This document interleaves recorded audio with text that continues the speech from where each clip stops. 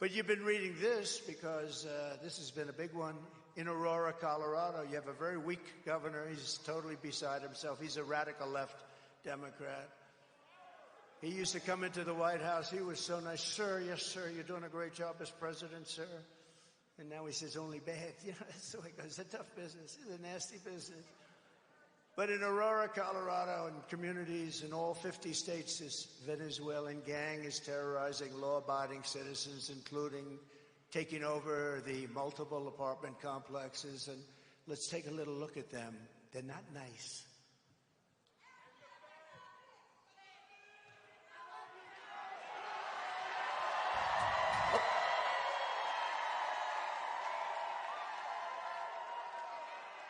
The video shows a group of men walking up a stairwell at the edge of the Lowry apartment complex in Aurora. All of them appear to be carrying rifles and handguns, and the video shot earlier this month. One of the men can be seen talking on a cell phone. They all then gather around a door and go in.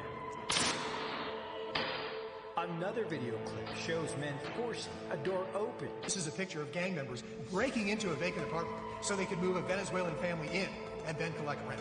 This is our business plan, one gang member told a housekeeper. If he, the property manager, doesn't like it, we'll fill him with bullets. Police in the region say a Venezuelan gang known as Tren de Aragua has victimized thousands through extortion, drug and human trafficking, kidnapping, and murder.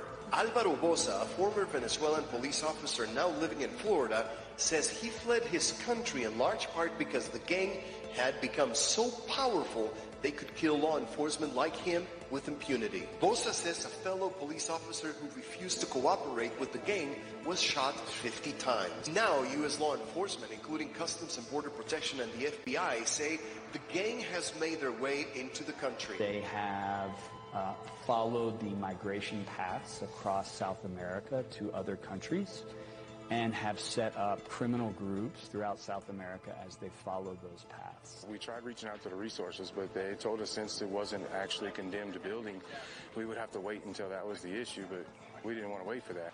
We went out to some of Chicago's most violent neighborhoods to meet with current and former gang members who tell us that TDA first showed up when the city opened up migrant shelters in these areas, and that now the Venezuelans are trying to move in. The city nonprofits have lined up to help the migrants that have come here, but nobody is helping the American citizens, the residents that are trapped. They told us that they really couldn't do anything unless something happened. It is not by any means an isolated occurrence, unfortunately. I called 911, no help comes from me. No help. We were on our own and we were left to die. As far as local law enforcement, I believe at this point that this is far beyond any one local law enforcement agency taking this on, and we need our state and federal partners to step in at this point. Is this something that you need to take more seriously?